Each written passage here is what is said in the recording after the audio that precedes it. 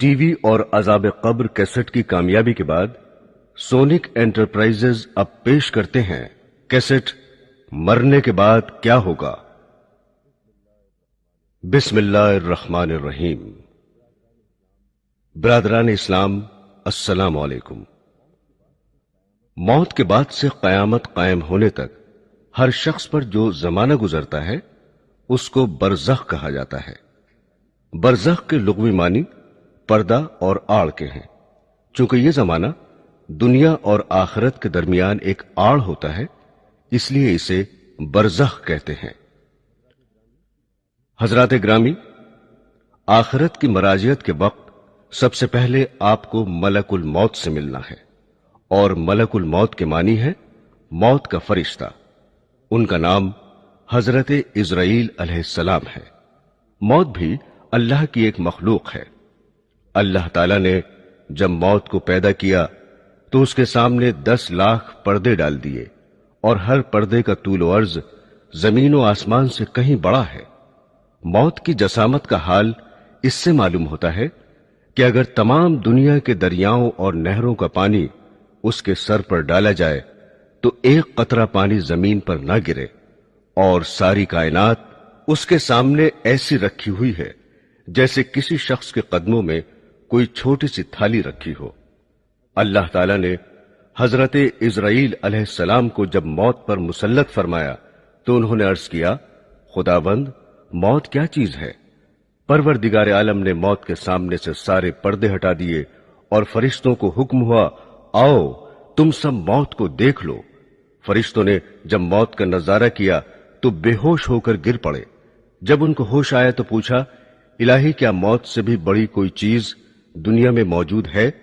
حق تعالیٰ نے فرمایا، موت کو میں نے پیدا کیا، موت سے بڑا میں ہوں اور مجھ سے بڑا کوئی نہیں، اور دنیا میں جتنی مخلوق میں نے پیدا کی ہے اس کا ایک بار موت سے ضرور واسطہ پڑے گا۔ حق تبارک و تعالیٰ کی عطا کی ہوئی خصوصی طاقت سے حضرت عزرائیل نے موت کو پکڑ کر اپنے ہاتھ پر بٹھا لیا، اور اسی کے ذریعے وہ جانداروں کی روح قبض کرتے ہیں۔ حضرات گرامی، اب ذرا ملک الموت کی شکل و صورت سے متعلق بھی سن لیجئے۔ روایت ہے کہ حضرت ابراہیم علیہ السلام کو جب خداوند عالم نے نبوت کی خلت سے نوازا تو خدا کے حکم سے ملک الموت بھی حضرت ابراہیم کو مبارکباد دینے آئے۔ آپ نے اللہ تعالی کی حمد و ثنا کے بعد ملک الموت سے پوچھا کہ مجھے یہ بتا دو کہ تم کافروں کی روح کس صورت سے قبض کرتے ہو؟ ملک الموت نے کہا کہ وہ خوفناک اور ہیبت ناک نظارہ آپ نہ دیکھ سکیں گے۔ آپ نے فرمایا، کیوں نہیں، مجھے تم دکھاؤ تو۔ ملک الموت نے کہا، اچھا ذرا منہ پھیر لیجئے۔ حضرت ابراہیم علیہ السلام نے جب منہ پھیر کر اس کی طرف دیکھا تو ایک سیاہ بادلوں والا ہیبت ناک اتنا لمبا آدمی نظر آیا جس کا سر آسمان سے لگا ہوا معلوم ہوتا تھا۔ اس کے منہ سے آگ کے شعلے اور دھوئیں نکل رہے تھے، اور اس کے جسم کے مسامات سے چنگاریاں پھوٹ رہی تھیں۔ حضرت ابراہیم علیہ السلام یہ خوفناک منظر دیکھتے ہی بے ہوش ہو گئے۔ تھوڑی دیر بعد آپ کو جب ہوش آیا تو دیکھا ملک الموت اپنی پہلی شکل و صورت میں بیٹھے تھے۔ آپ نے فرمایا، اگر کافر کو اذیت اور سختی پیش نہ بھی آئے تو تمہاری یہ بھیانک اور ہیبت ناک صورت ہی اس کے لیے بڑا عذاب ہے، اور یہی اس کو کافی ہے۔ اس کے بعد حضرت ابراہیم علیہ السلام نے فرمایا کہ اب ذرا مومن کی قبض روح کا بھی نظارہ دکھا۔ ملک الموت کے کہنے پر آپ نے منہ پھیر کر دیکھا تو سامنے نہایت حسین اور خوبصورت اور خوش وضع اور بہترین ملبوس میں خوشبودار نوجوان بیٹھا تھا۔ آپ نے فرمایا، اگر مومن کو کرامت اور بزرگی حاصل نہ بھی ہو تو تمہاری حسین و جمیل دل پذیر جاں فضا صورت ہی کافی ہے کہ یہ دیکھتے ہی روح اس پر فدا ہو جائے۔ حضرت ابراہیم نے دریافت فرمایا کہ اگر ایک آدمی مشرق میں ہو اور دوسرا مغرب میں ہو تو یہ عالم بہت وسیع اور کشادہ ہے، کہیں وبا پھیل رہی ہو اور کہیں جنگ ہو رہی ہو، ایسی صورت میں تم روح کے قبض کرنے کے فرائض کیسے انجام دیتے ہو؟ ملک الموت نے جواب دیا کہ جب ایسے مواقع پیش ہوتے ہیں تو میں اللہ کے حکم سے ارواح کو بلاتا ہوں اور وہ میری 2 انگلیوں کے درمیان آ کر جمع ہو جاتی ہیں اور میرے روبرو تمام زمین اس طرح سمٹ کر آ جاتی ہے جس طرح کسی آدمی کے سامنے تشت رکھ دی جائے اور وہ جو چیز چاہے اٹھا لے اور جسے چاہے چھوڑ دے۔ مجھے روح قبض کرنے میں کوئی دشواری اور مشکل نہیں۔ روایت ہے کہ بعض انبیاء نے موت سے کہا کہ لوگوں کو تو اپنی آمد کی اطلاع پہلے سے کیوں نہیں دیتی؟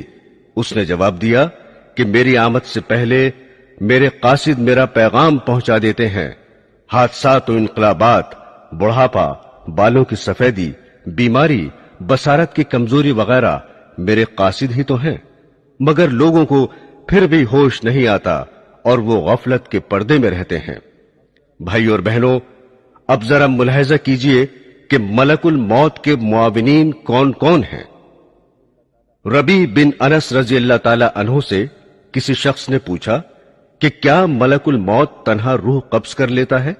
انہوں نے جواب دیا کہ ملک الموت کے بہت سے فرشتے معاون اور مددگار ہیں جن کو اللہ نے مقرر کر رکھا ہے اور وہی اس کام کو انجام دیتے ہیں، اور ملک الموت ان سب فرشتوں کے افسر ہیں جن کی تیز رفتاری کا یہ عالم ہے کہ ان کا ایک قدم مشرق میں پڑتا ہے اور دوسرا قدم مغرب میں۔ ملک الموت کے ساتھ رحمت اور عذاب کے فرشتے رہتے ہیں۔ نیکوں کی روح قبض کر کے رحمت کے فرشتوں کے حوالے کر دی جاتی ہے۔ حضرت انس سے روایت ہے کہ سرور کائنات حضور صلی اللہ علیہ وسلم نے فرمایا کہ موت کے وقت میت کو چاروں طرف سے فرشتے گھیرے اور جکڑے رہتے ہیں۔ اگر وہ ایسا نہ کرتے تو مرنے والے موت کی سختی اور شدت تکلیف سے جنگلوں میں بھاگے بھاگے پھرتے، اور نیک بندے کی میت پر فرشتے دعا اور استغفار اس وقت تک کرتے رہتے ہیں جب تک اس کے متعلقین تکفین و تدفین سے فارغ نہیں ہو جاتے۔ اس طرح ملک الموت کے ساتھ بہت سے فرشتے رہتے ہیں۔ حضرت سلیمان نے ملک الموت سے پوچھا کہ تم لوگوں کے ساتھ انصاف کیوں نہیں کرتے؟ کسی کی روح تو فوری طور پر قبض کر لیتے ہو اور اسے جلد سے جلد تر اس دنیا سے منتقل کر دیتے ہو، اور کسی کو تکلیفوں اور اذیتوں میں اس طرح الجھاتے ہو کہ وہ لاچار اور مجبور پڑا تڑپا کرتا ہے۔ ملک الموت نے کہا کہ یہ بات میرے قبضے اور اختیار میں نہیں ہے، ہر ایک کے نام کا ایک صحیفہ مجھے ملتا ہے، جیسا حکم ہوتا ہے بجا لاتا ہوں۔ روایت ہے کہ شعبان کے مہینے میں ملک الموت کو ایک کاغذ دیا جاتا ہے، اس میں ان تمام لوگوں کے نام لکھے رہتے ہیں جن کی روح قبض کرنے اس سال ان کے ذمے ہوتا ہے، مگر دنیا کے لوگ اپنی آرائش اور آسائش کے کاموں میں مصروف رہتے ہیں۔ دولت کی فراہمی، مکان کی تعمیر، کھیتی باڑی، شادی بیاہ، غرض کے طرح طرح کی تیاریاں کرتے ہیں، اور وہ بالکل نہیں جانتے کہ اس سال ان سے دنیا چھوٹ جائے گی۔ حالانکہ ان کا نام ملک الموت کے کاغذ میں تحریر ہوتا ہے، اور ملک الموت روزانہ ہر مکان میں 3 مرتبہ اس لیے جاتے ہیں کہ جس شخص کی مدت پوری ہو چکی ہے اس کی روح قبض کر لی جائے۔ پس جب یہ کسی کی جان لیتے ہیں تو مرنے والے کے متعلقین رونا چلانا شروع کر دیتے ہیں۔ اس وقت ملک الموت دروازے کا بازو پکڑ کر کہتے ہیں کہ بخدا میں نے کوئی زیادتی نہیں کی، نہ میں نے اس کی روزی چھینی ہے اور نہ میں نے وقت سے پہلے اس کی روح قبض کی ہے۔ اس کا وقت پورا ہو چکا ہے، میں نے اللہ کے حکم کی تعمیل کی اور اپنا فرض ادا کیا۔ حضرات گرامی، جیسا کہ آپ کو علم ہوگا کہ موت کا ایک دن معین ہے۔ جی ہاں، انسان کہیں بھی ہو، کسی بھی حالت میں ہو، مقررہ وقت پر موت آ کے رہے گی۔ کسی صورت میں موت سے مفر نہیں، اور نہ کوئی تدبیر کارگر ہوگی، نہ کوئی طاقت روک سکے گی، اور نہ ایک منٹ کم و بیش ہو سکے گا۔ کل نفس ذائقۃ الموت، ہر نفس کو موت کا مزہ چکھنا ہے۔ ایک بادشاہ زربفت فاخرہ اور قیمتی ملبوس میں ایک عمدہ اور عالیشان گھوڑے پر سوار ہو کر ایک لشکر عظیم کے ساتھ بڑے غرور سے نکلا۔ غرور و تکبر کا یہ عالم تھا कि किसी तरफ देखता भी न था। मलकुल मौत एक फकीर की सूरत में फटे पुराने कपड़े पहने हुए नमूदार हुए और आकर सलाम किया। उस मगरूर बादशाह ने जवाब भी न दिया। मलकुल मौत ने उसके घोड़े की बाग पकड़ ली। उसने कहा, हट जा, मेरी राह में मुखिल ना हो। मलकुल मौत ने कहा, ऐ बादशाह, मुझे तो तुझसे कुछ कहना है। उसने कहा, ठहर जा, मुझे घोड़े से उतरने दे, फिर जो बात होगी बयान करना। मलकुल मौत ने कहा, नहीं, मैं तो अभी कहूंगा। बादशाह ने झुककर कहा, अच्छा कहो। फकीर ने चुपके से उसके कान में कह दिया कि मैं मलकुल मौत हूं और इसलिए आया हूं कि इसी वक्त तेरी रूह कब्ज करूं। यह सुनकर बादशाह का रंग मुतगय्यर हो गया और जबान गुंग हो गई। मुश्किल से बोला कि मुझे इतनी मोहलत दो कि घर जाकर अपने फर्जंद से मिल लूं। कहा, हरगिज नहीं। उसी वक्त उसकी रूह निकाल ली और वो घोड़े से गिर गया। दोस्तों, जहां की खाक होती है वहीं मदफन भी होता है। इस सिलसिले में चंद रवायात हैं। एक रवायत के मुताबिक हजरत अब्दुल्ला इब्न उमर रजी अल्लाह ताला अन्हु फरमाते हैं कि मदीना मुनव्वरा में एक हबशी का इंतकाल हुआ तो सरवरे कायनात हुजूर सल्लल्लाहु अलैहि वसल्लम ने फरमाया कि देखो, यह हबशी मदीने की मिट्टी से पैदा हुआ था और मदीने में ही वफात पाई। हजरत अब्दुल्ला इब्न मसूद रजी अल्लाह ताला अन्हु कहते हैं कि औरत के रहम पर एक फरिश्ता इस काम के लिए मुकर्रर होता है कि वो इंसानी नुतफे के बारे में खुदा से पूछता है कि नुतफा तख्लीक के काबिल है या नहीं। अगर खुदा की तरफ से हुक्म मिलता है कि तख्लीक के काबिल है तो वो अल्लाह ताला से उसके रिस्क और उम्र की तफसील दरियाफ्त करता है। इरशाद बारी होता है कि लौहे महफूज में देखो। लौहे महफूज में तमाम तफसीलात देखने के बाद वो फरिश्ता उस जगह की थोड़ी मिट्टी जहां वो मरने के बाद दफन होगा उसके नुतफे मिलाकर खमीर करता है। हुजूर अकरम सल्लल्लाहु अलैहि वसल्लम ने फरमाया कि इंसान की तजहीज में जहां की खाक होती है वहां जाने की कुदरती तौर पर उसको जरूरत पेश होती है। एक रवायत है कि मलकुल मौत एक रोज हजरत सुलेमान अलैहिस्सलाम के पास गए। वहां उन्होंने उनके एक मसाहिब को तेज नजरों से इस तरह घूर कर देखा तो उसने हजरत से दरियाफ्त किया, ये शख्स कौन था जिसने मुझे इस तरह घूर कर देखा? उन्होंने फरमाया कि मलकुल मौत थे। उस मसाहिब ने कहा कि ऐसा मालूम होता है कि ये मेरी रूह कब्ज करेंगे। आप हवा को हुक्म दीजिए कि वो मुझे सरजमीन हिंद में पहुंचा दे ताकि मलकुल मौत यहां आए तो मुझे न देखें। हजरत सुलेमान ने हुक्म दिया और उस शख्स को हवा ने हिंदुस्तान पहुंचा दिया। फिर मलकुल मौत आए तो आपने पूछा कि तुमने मेरे मसाहिब को क्यों घूर कर देखा था? मलकुल मौत ने कहा कि हजरत, मुझे अल्लाह ताला की तरफ से हुक्म हुआ था कि इसी घड़ी हिंदुस्तान में उस शख्स की रूह कब्ज करूं। वो यहां आपके पास बैठा हुआ था। मैंने उसे देखकर सोचा कि यह हिंदुस्तान इतनी जल्दी कैसे पहुंचेगा, लेकिन जब मैं वहां गया तो उसे भी वहीं पाया और मैंने उसकी रूह कब्ज की। हजरात ग्रामी, बाज औकात ऐसा होता है कि इंसान की वफात कहीं होती है और किसी दूसरे मकाम पर दफन होता है, मगर जहां की मिट्टी होगी वहीं दफन होगा। मसलन इस दौर का एक मशहूर वाकया यही समझने के लिए काफी है कि रईसुल अहरार हजरत मौलाना मोहम्मद अली रहमतुल्लाह अलैह की वफात लंदन में वाक़ हुई और आप बैतुल मुक़द्दस में मदफून हुए। इसी तरह की बहुत सी मिसालें मिलेंगी। और जो लोग दरिया में बहा दिए जाते हैं या जला दिए जाते हैं, परवरदिगार आलम उनके मस्ख और बिखरे हुए जर्रात को जमा करने की कुदरत रखता है और मुमकिन है कि वो जर्रात जमीन के सुपुर्द कर दिए जाते हों। हजरात गिरामी, जांकनी की तकलीफ और अजियत इंसान अपनी आंखों से देखता है कि मरने वाला कितनी सख्तियों में मुब्तला रहता है, फिर भी लोग गफलत में पड़े रहते हैं। अगर जरा भी समझ से काम लें तो यही उनकी इबरत के लिए काफी है। उलमाए रब्बानी इस बात पर मुत्तफिक हैं कि जांकनी से ज्यादा संगीन कोई दर्द नहीं है। अगर इंसान के जिस्म के टुकड़े कर दिए जाएं, फिर भी सकरात मौत की अजियत और तकलीफ के सामने हेच है।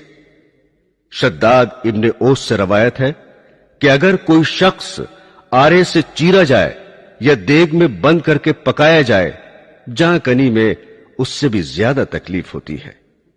ایک اور روایت ہے کہ کسی نے رسول کریم صلی اللہ علیہ وسلم سے سوال کیا کہ سکرات موت کی تکلیف کیسی ہوتی ہے؟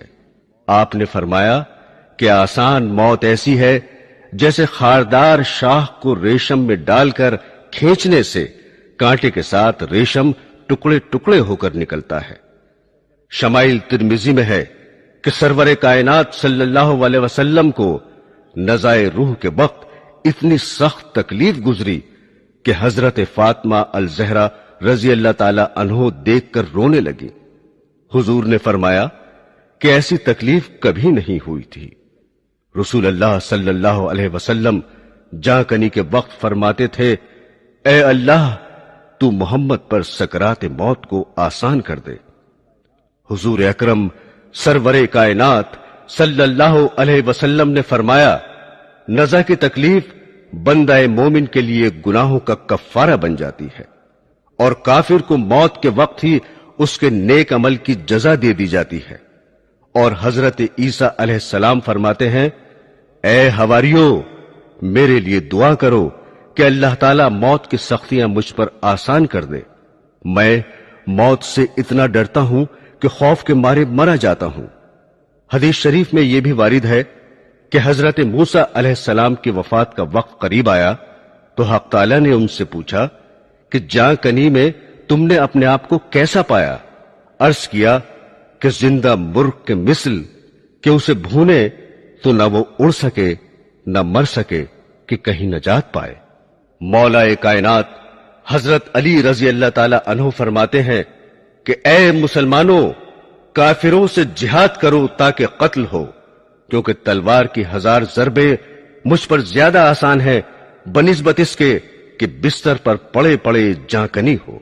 ایک صحابی سے روایت ہے کہ حضور نبی کریم صلی اللہ علیہ وسلم نے فرمایا کہ موت کی تکلیف اس قدر سخت و سنگین ہوتی ہے کہ اگر اس کا ایک قطرہ بھی زمین و آسمان پر ڈال دیا جائے تو سب زمین والے مر جائیں گے۔ حضرات گرامی، حضرت عبداللہ ابن مسعود رضی اللہ تعالی عنہ سے روایت ہے کہ جب حق تعالی کسی مومن کی روح قبض کرانا چاہتا ہے تو ملک الموت کے پاس حکم بھیجتا ہے کہ اس بندے کو میرا سلام پہنچانا۔ جب ملک الموت آتے ہیں تو اس سے کہتے ہیں کہ تیرا رب تجھے سلام کہتا ہے۔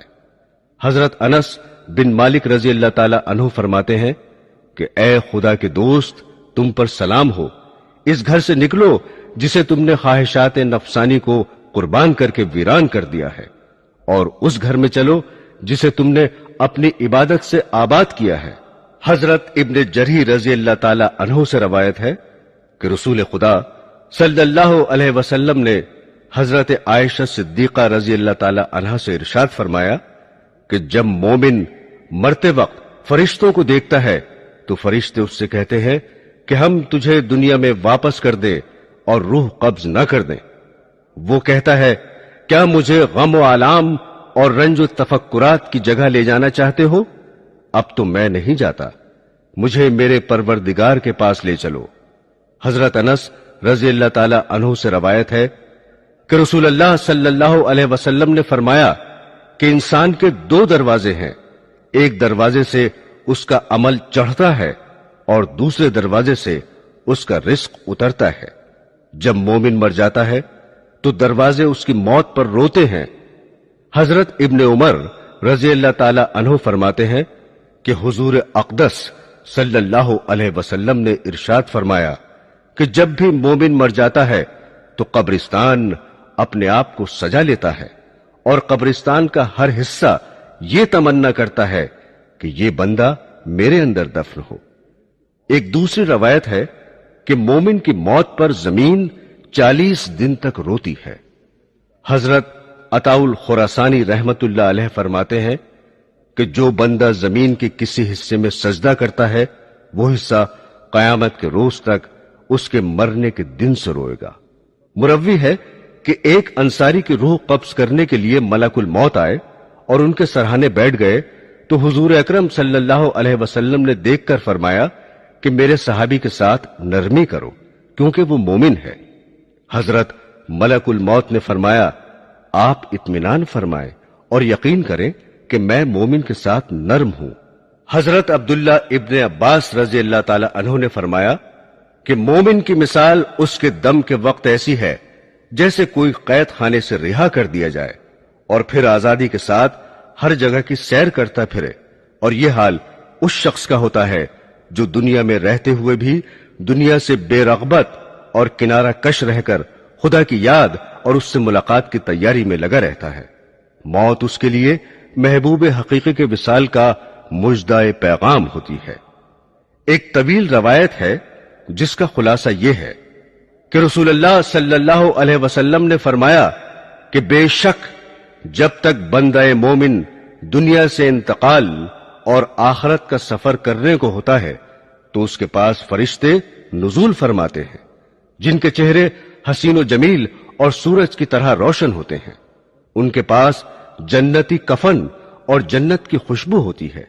یہ فرشتے اس قدر ہوتے ہیں کہ جہاں تک اس کی نظر پہنچے فرشتے بیٹھے ہوئے نظر آتے ہیں اور اسے گھیرے رہتے ہیں، اور حضرت ملک الموت تشریف لاتے ہیں اور اس کے سراہنے بیٹھ جاتے ہیں اور فرماتے ہیں اے پاکیزہ روح، اللہ کی مغفرت اور خوشنودی کی طرف نکل کر چل۔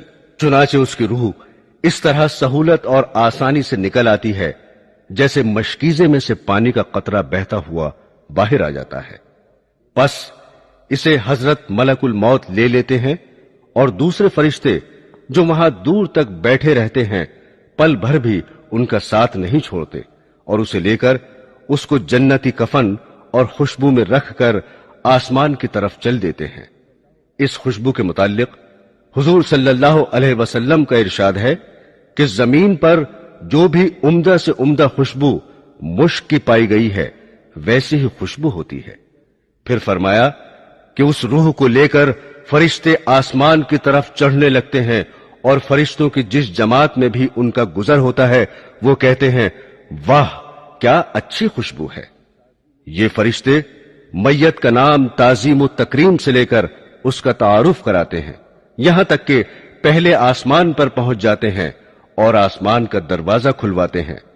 چنانچہ دروازہ کھول دیا جاتا ہے اور وہ اس طرح روح کو لے کر اوپر چلے جاتے ہیں حتیٰ کہ 7ویں آسمان تک پہنچ جاتے ہیں۔ ہر آسمان کے فرشتے اسے دوسرے آسمان تک رخصت کرتے ہیں، اور جب 7ویں آسمان پر پہنچ جاتے ہیں تو اللہ کا حکم ہوتا ہے کہ میرے بندے کا نام علیین میں لکھ دو، اور اب زمین پر ہی اسے لوٹا رہا ہوں اور زمین ہی سے قیامت کے دن دوبارہ زندہ کروں گا۔ اس کے بعد یہ روح زمین پر واپس آ جاتی ہے اور میت کے جسم میں داخل کر دی جاتی ہے۔ اس کے بعد 2 فرشتے قبر میں اس کو بٹھا کر سوال کرتے ہیں تیرا رب کون ہے، تیرا دین کیا ہے؟ محمد رسول اللہ صلی اللہ علیہ وسلم کون تھے؟ وہ ان کے صحیح جوابات دیتا ہے تو فرشتے کہتے ہیں بے شک تو سچ کہتا ہے۔